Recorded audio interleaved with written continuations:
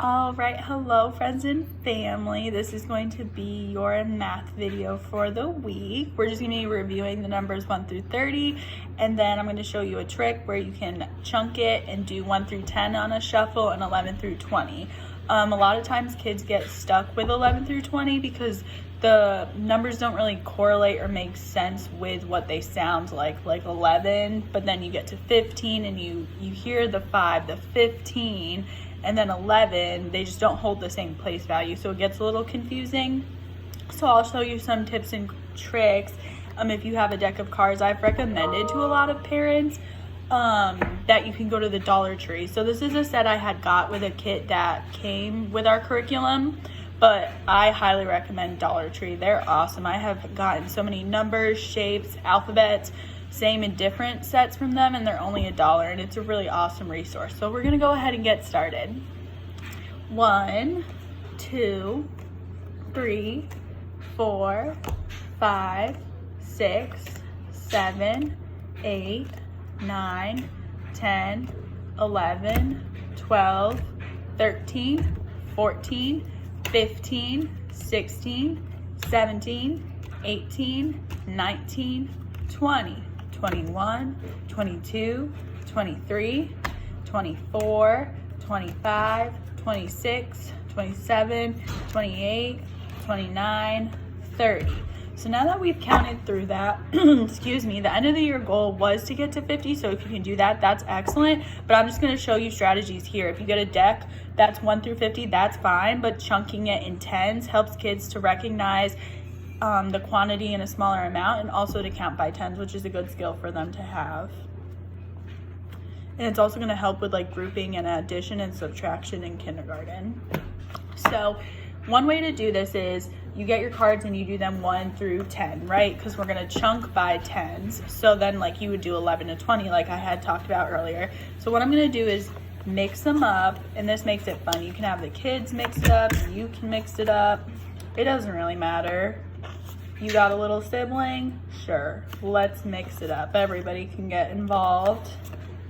Ugh, I'm like so pokey. There we go.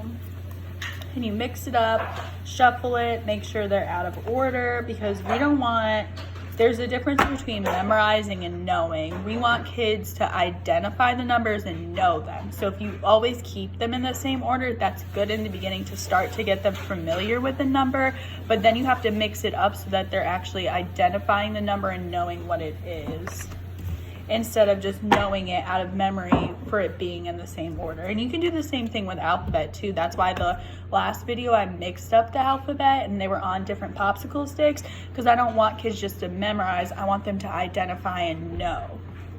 Okay, so we're gonna get started.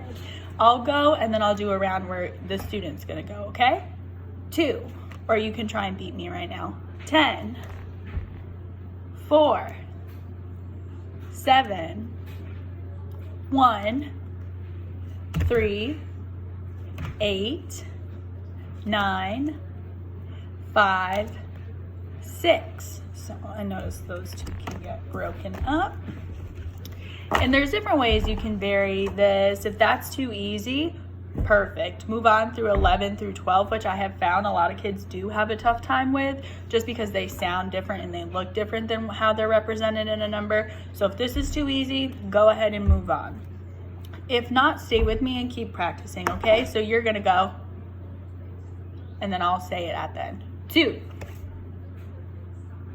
10, 4, 7, 1, keep beating me, 3, 8, 5, 9, and 6. Excellent. So like I said, a great resource is the Dollar Tree. I had given a big shout out to Kimberly and her mom. She had gone to the Dollar Tree and picked up a bunch of supplies and set up a little classroom. It's super easy and efficient to do. Like I said, you don't have to have a deck of cards just like mine, but they have so many great resources like alphabet, numbers, shapes, same and different. They even have addition cards like Evelette's mom had found as well. So like I said, they're a wonderful resource, and it's a great way to mix it up, and you can come up with so many different games. Excuse me. I hope you have a wonderful week. Bye.